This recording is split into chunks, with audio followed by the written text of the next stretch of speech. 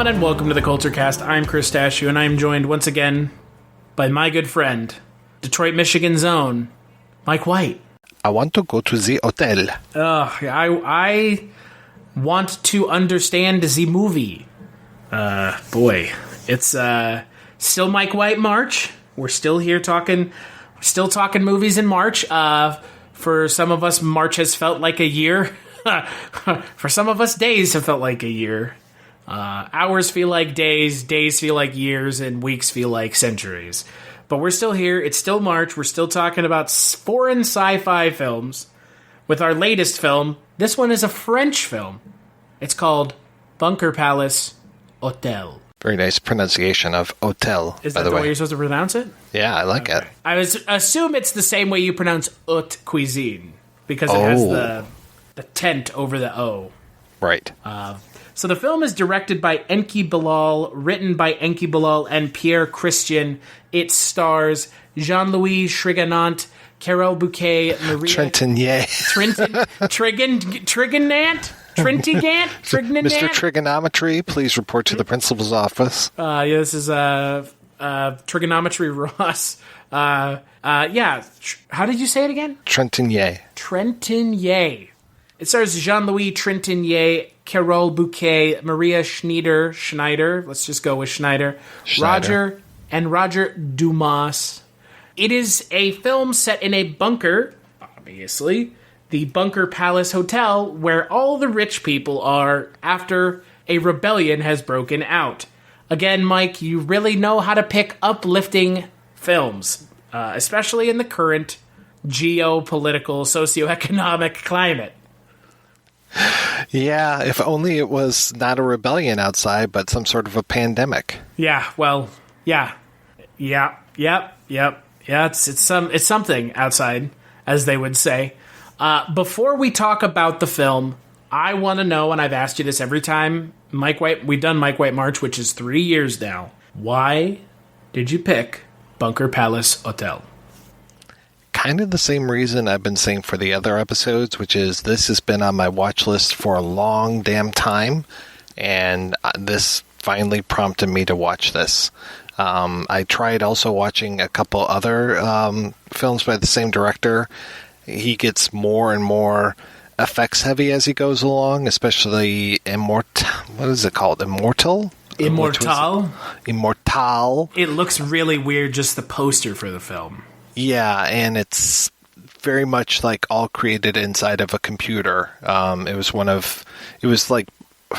it was around the time of like Final Fantasy, and so when people were just like, "Oh, James Cameron created the whole world of Avatar in a computer," I'm like, they've done that quite a few times now, right? But it's not James Cameron. How dare you say such a thing?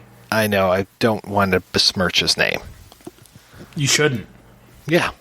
Just looking at the art and like the screen grabs for Immortal, I can tell you that movie either looks like a massive mess or an effects-driven nightmare. Mm-hmm.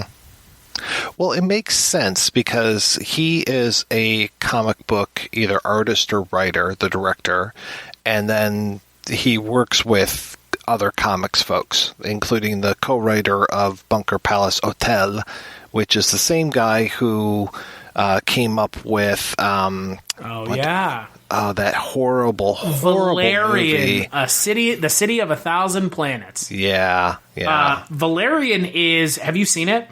Oh God, yes! Did I ever? It is just. It's not even a fun bad movie. No. It is 2 cardboard cutouts pretending to act, and then CGI backdrops. I couldn't believe the backwards thinking when it came to like just the portrayal of the female character, that she's worried about breaking a nail through so much of the movie, and I'm like, what year is this? How are we doing this now? It's the year of the future. But women are still women, so there you go. Oh, yeah. Heaven forbid we write female characters any more interesting. Bad stuff. But also, that movie is not good. The guy who wrote the Valerian comic book, and I should say that he wrote the comic book, he didn't necessarily write the movie. Right, source material. Right, but he also did write the movie of Hard to Be a God, the early German version of that, not the 2013 Alexei... Oh, I can't remember the guy's name. But yeah, this was the 85 version of Hard to Be a God, and which is actually pretty good, pretty cheesy as well, but I like that movie quite a bit.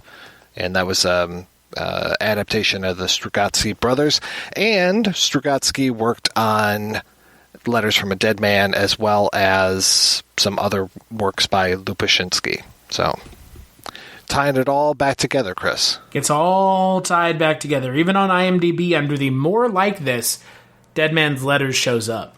Interesting. It is interesting because this movie is nothing like Dead Man's Letters. No. This movie is nothing like last week's film either, which was Dead Man's Letters. But this film is also nothing like any of the films we watched this month. I guess it's kind of close to Obi Oba. Yeah, I can see that. But that's it, right? Mm-hmm. I mean, it takes a while to get going. There's not that much story to it. As I say, not much happens even once it gets going. Right. There's like sex robots, and it's also reminded me of Secret of Steel City because you have a character pretending to be another character. Mm-hmm. And like disguising himself. And I tell you what, I honestly had no idea what happened at the end of this movie. And I watched the movie 2 times. It did remind me of Obi Oba because you've got the characters being doubled at the end. Because that looked like Trentinier in the back of the vehicle as well as driving the vehicle. And then we saw him get shot right in the head, and he had like springs and stuff coming out of his head, which makes sense that he was a robot the whole time. Because he's constantly messing with the other robots in the Bunker Palace Hotel. But you don't know he's a robot until the end. No, correct. It's a little Westworldy. Uh-huh. Because that's what I've been watching recently, is a lot of Westworld. As long as it's not Westworld Season 2, we're okay. I like Westworld Season 2. Oh. I do understand why people don't like it. Because it kind of gets in its own head. It gets in its own head. Yeah. Literally and figuratively. It goes full Lost towards the end of Season 2. I will say that much. Ouch. It goes full, like, we're just going to start throwing things out there and maybe we'll come back to it. It's like you can't throw ideas out there just because they sound interesting. So... But, yeah, there's that whole thing in this movie where it's like, there are robots, and then one of the main characters ends up being a robot who you didn't realize was a robot the entire time. Who also seems to be wanting to kill pretty much everybody there, because there's a... what would you call it? Like an underground vehicle, like something that the Mole Men would drive, shows up at one point, and it's got a bomb in it. And then when you look back at the beginning of the movie, that same thing is there. A little model of it is in Trentinier's office. And so it's like, okay, well, he did it. And plus, his name is literally on the machine when it comes through the wall. What I didn't understand is, does everyone else realize he's a robot? I don't think so until we do. And what I didn't understand is, just skipping to the end here, did they all get blown up? I think so. It feels like he's more the leader of the rebels than the rebels are. Because there are people, there's the one redheaded woman who infiltrates all of these rich people. And it seems like she's going to be the one to try to take them out. But then he ends up actually taking them all out and driving away safely at the end. And we were actually talking a little bit about James Bond before we got on this podcast. Carol Bouquet, a James Bond girl. Did not know that. She played Melina Havelock in For Your Eyes Only. Oh. Yeah, one of the Roger Moore ones. Yeah, so she also a Bond girl. I knew she looked familiar, but I couldn't place her. And I was looking her up, before we did the podcast, and, I mean, look, for me, 70s and 80s James Bond films are all kind of a blur, especially Roger Moore movies. But I knew she looked familiar. I just didn't realize that she was like a main Bond girl in one of the films. So, but she's fantastic in the movie. She's not given a whole lot to do other than just kind of stand around and react to Tréjanier's character, who's just being weird the entire time. I guess we should have picked up on the fact that he was a robot. Because he's being weird. Like, did it surprise you that he was a robot at the end? Not really. I was just like, oh, well, that makes sense. Because it got me, so I guess I was just, I don't know. I'm not going to say I wasn't paying attention because I was watching the movie and giving it my attention. I guess I guess here's the thing I didn't understand. There are clearly characters in this film, like the larger woman, who is clearly a robot. But what I didn't understand is the hotel desk clerk. I didn't understand if he was a robot or like an augmented human. I think he's a robot and there's something wrong with his vocal patterns because of the way that he speaks. Right, and now I'm realizing that, seeing as Trejanier is a robot, total robot. But I didn't, and again, that's the film being a film that doesn't need to or feel necessarily that it has to explain everything. I didn't realize that there was just either you're human or a robot. Mm-hmm. And so I didn't think that any one of these people could be a robot. One of the characters who's clearly not a robot could be a robot. Right.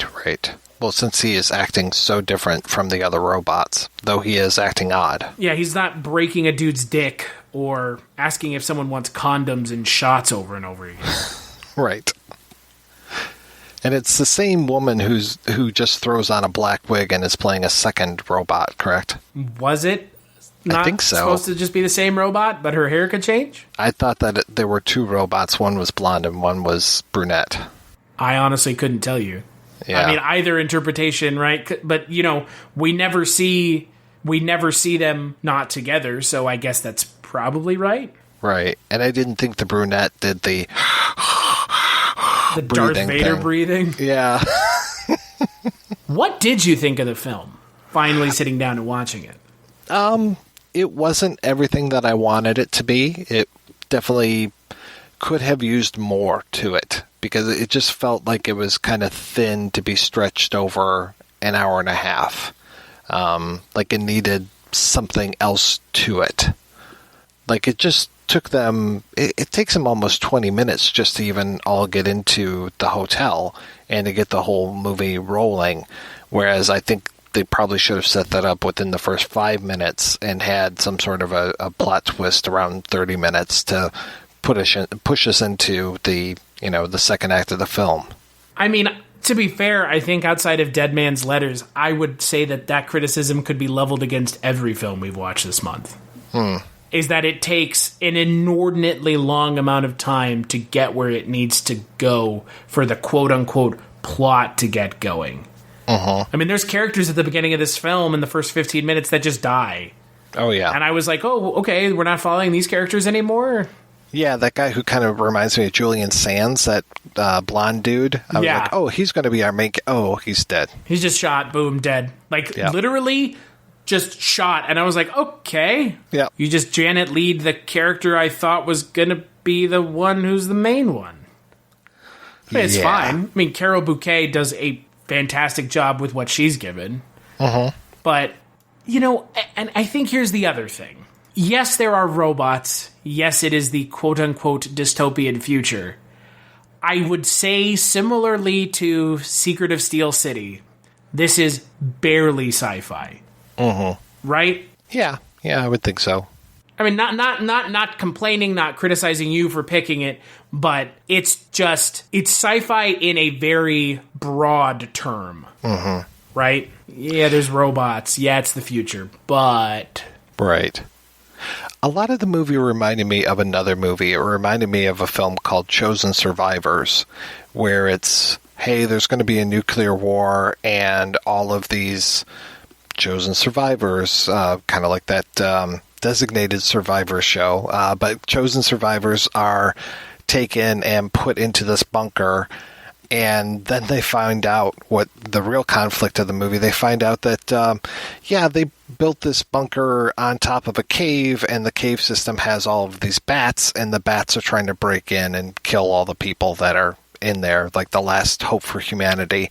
And just that the last hope for humanity, some of them are kind of awful people. And I don't necessarily get that with this. It feels like everybody who's in the bunker, other than the one female character, are awful people, but they kind of should be worse. You know, they need to be really despicable. They should be the bourgeois elites who have sequestered themselves in this underground palace and don't give a shit about anybody in the above ground world.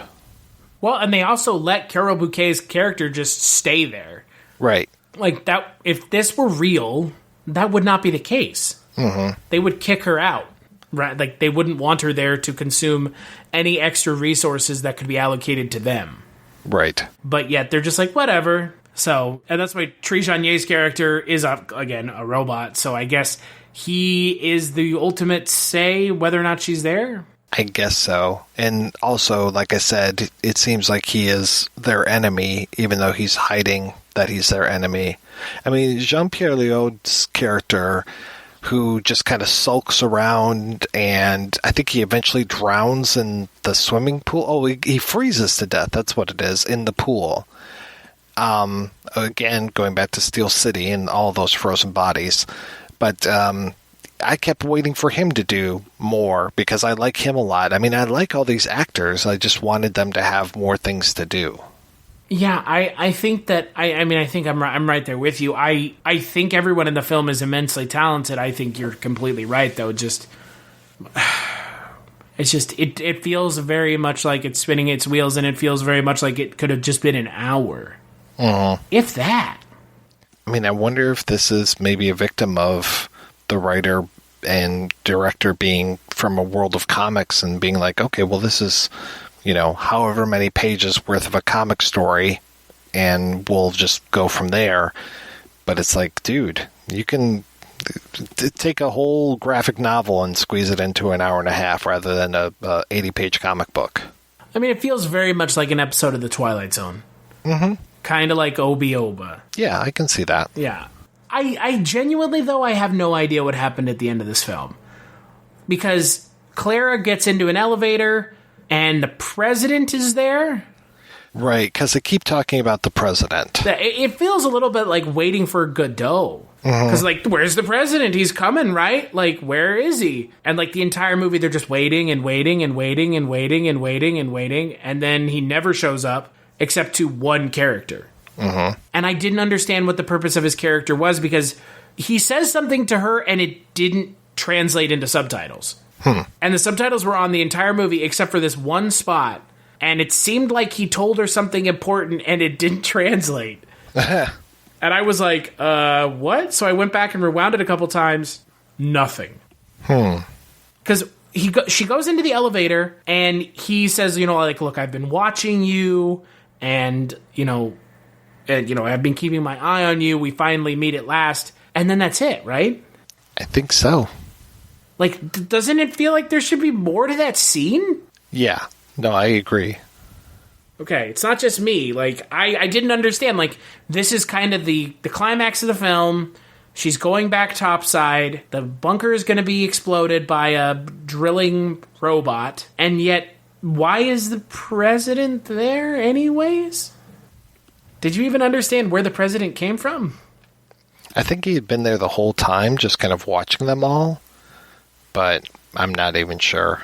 You know, I mean, we're pretty seasoned film watchers, especially yourself. Like, it just seemed weird to me. Like, even in Obi-Oba, it wasn't that obtuse of an ending. Like, in Obi-Oba, like, there's two ways to look at it. Like, either he did get away, which is not the ending, or he thinks he's going to get away and he's imagining the hot air balloon and he dies out in the cold. In this, it's like, it's literally missing a part that would make the rest of the film make sense. Because she just gets to the surface and there's Trijanier again as just another host. And they drive off. So is she just going to all the bunkers to keep doing this? Or was that the only one in the world? Or I think it's the only one for France, but I don't know. How do you feel about this movie? Because, like, just sitting here talking about it, I feel like you're frustrated. Yeah, I mean, everything that you have to say is valid. It's not very well put together. I didn't have a bad time watching it, but I also didn't sit here and go, oh, that was the greatest movie I've ever seen. It was just like, okay, that just happened. So, which I think is kind of a movie crime when you watch something and it leaves you cold. I agree. And that's how this movie left me. It's one of those things where, like you said, my version of saying that is I'd rather hate or like a movie. I don't want to feel apoplectic about it when I'm done. Mm-hmm. I don't want to feel, as the kids are saying today, meh. Yeah. Like Obi Oba, I genuinely was not a fan of that film. But you know what? At least it had something to say. This film, I was just like, okay. Mm-hmm. Like, you go through all this, you spend all this time and effort setting this scenario up, setting all these characters up, and then ultimately in the end, you don't even stick the landing, and all you had to do was tell us why the president is there, sequestering himself away from everyone. Uh-huh. That's all I want to know, is why is he in the elevator? Why is he watching those people? Why hasn't he made his presence known? And the film, either through lack of subtitles or maybe the film as it is, didn't tell us why that's the case. And that, to me, like you said, is a pretty big disappointment. Because if you're going to show us the president at the end of the film, tell me why he's there. Don't just say, I've been watching everyone the whole time. Like, that's fine, but why? Uh-huh. You can't, like you said, you can't just go, okay, whatever, the end. Or I guess you can, which is essentially what this film did. Which is what they do, yeah. It fades to white.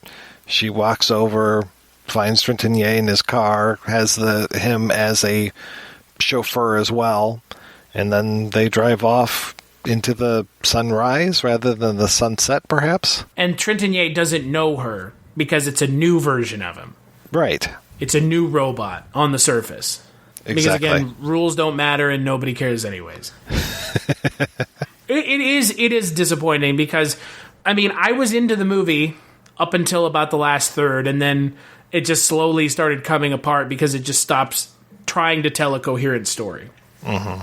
And I haven't seen a whole lot of movies where people are locked in bunkers, so...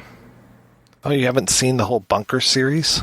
Bunker series. We're living in the Bunker series right now. I know. This is Bunker Palace Hotel. Yeah. The countrywide version. Well, you know, some people would say that we're living in Bad Boy Bubby, where the guy lives in a bunker his whole life and his mother is just like, oh, you can't go outside because the air is poison. And then eventually she dies and he goes outside and he's a complete blithering idiot because he's only had his mother to give him education and she treated him like shit. And he goes out into the world and is just like, what the fuck's going on? Then, like, why aren't people dying in the the air that's out here? Why aren't people just dying in the streets? Right. Yeah. No, I'm right there. I'm right there with you. And people in the podcast future years from now will listen to this and go, huh, that was weird. Mm-hmm. Weird times indeed. Where would you put Bunker Palace Hotel? We're one movie away from finishing the third Mike White March. We have one more film, A Visitor to a Museum. Where would you put this in the films we've watched so far? I think this might be the weakest one of the ones that we've watched so far. Even more so than Secret of Steel City. Yeah, because Secret of Steel City, at least, it moved a little bit more than this one. And there was like, you know, oh, the subterfuge and the double crosses. I mean, both of them are kind of racing towards the bottom as far as like giving you entertainment. But I think that one had a little bit more to say. I would agree with you 100%. I think for me, it still goes Dead Man's Letters, then Secret of Steel City, Obi Oba, and then this. Yeah, I think I liked Obi Oba more than you did. Yeah, you know, you did. You for sure did. And if you haven't listened to that podcast, go check that one out. It was, you know, I think those 2 podcasts ago was Obi Oba. But you definitely did. But yeah, I think I'm with you. I think this is the bottom right now. And here's the thing, like you said before, it's not that bad of a movie. No. It just doesn't have anything consequential to say, and it just starts falling apart at the seams, not even under like the weight of its own mythology or its kind of complex narrative. It just starts falling apart at the end because I just don't think they cared enough to actually give the story an ending. Yeah. Because all of a sudden one character goes insane, starts shooting everyone, and like I understand that he's one of like the separatists or the rebels, but they don't explain a part of the movie that they've been building to the entire time. And for me, like you said, that is a unforgivable choice by the filmmakers. And it's not like the guy who directed the movie didn't write it, because he did. Right. I mean, I actually am curious as far as, what his comics are like. I might go back and check some of those out if I can find English translations, but yeah, I'm not necessarily rushing out to see Tycho Moon or Immortal now. No, I'm not either, because I worry that it's going to be the exact same situation where the film just peters out at the end and I go, well, I could have spent an hour and a half doing something else. Mm-hmm. So, what would you give the film out of 5? I'd probably give it a 2 out of 5. Yeah, me too. I would give it a 2 as well. I think it's perfectly adequate. Mm-hmm. But again, I think for me, Dead Man's Letter still stands out this month as like doing the most it can with what it's been given. Right. Let's take a break, and we will play a preview for the final Culture Cast of Mike White March. That's right, on the final Culture Cast of Mike White March, we're going to be talking about A Visitor to a Museum, and we're going to be joined by my good friend and yours, the co-host of the One Season Show, and the upcoming Scary Stories We Tell podcast, Jess Byard. Until then, where can people find you, Mike? Well, Chris, in case you didn't know, you and I are actually doing another podcast all about Barney Miller. We did. The Life and Times of Captain Barney Miller, which is on its 2nd episode, soon to be 3rd. I did know that. Oh, okay. Well, I have to be there for those recordings, I mean, just forget that I said anything. Yeah, you can hear me on the projection booth, blah, blah, blah, projectionboothpodcast.com. Oh, get out of here. Mr. Short selling himself. Get out of here. Good Lord. What about Dreams for Sale? We do that together, too. You don't want to mention that? You don't like Twilight Zone 1985 anymore? It's getting kind of rough to like Twilight Zone 85 after that last episode. Holy cow. It kind of is, unfortunately. But hey, you know what? You know what they say, tough times don't stick, but tough people do? Something like that? Sure, whatever. Who cares? Nothing matters anymore. Everything's a joke. See, we're laughing. Yes. Yeah. Ha ha ha ha. Yeah, and as for myself, you can find me here, Chronicles from the Crypt, Twilight Zone 1985, the One Season Show, and our upcoming podcast, debuting April 15th, Scary Stories We Tell. Formerly Tax Day. Yeah, formerly Tax Day. My taxes are done. I gotta fucking wait. I need my refund. I need my refund so I can spend it on toilet paper and nothing else, because you can eat toilet paper, so I've been told. If you just close your eyes, if you close your eyes and imagining you're eating a piece of bread, you just swallow it. Just bloop. Oh man, what a fucking weird time to be alive. But Scary Stories We Tell is a new podcast that we are launching. It is coming out April 15th. The cat is now out of the bag. We cannot put it back in there. It is going to be a podcast talking about murder, spooky stories, and a couple things that may or may not have to do with horror. So make sure to check that one out when it goes live April 15th. It's going to be a good podcast. I can tell you that already. We've got some interesting and exciting things planned for it. Culturecast.com is where you can find this podcast. Patreon.com/culturecast is where you can go to kick a couple dollars on down the road to us. If that's a thing you're into, cool. If not, I totally get it. Times is hard, as they would say. Big thanks, as always, to Tiger Blood Jewel for the Bayou and to Mike for programming this month once again. I feel like I should have brought in more of the funk. I mean, you are impossibly funky. Yeah. So, hey, you know what? We did Blaxploitation once, and we watched like one Blaxploitation movie. So maybe Mike White March of 2021 will be Mike White March 2 Blaxploitation Boogaloo. All right, I can take a hint. You can. Or maybe we'll just do Blaxploitation this year, later in the year. Who knows? We don't even have to do it for Mike White March. Come on now. Make sure to catch us on the next episode.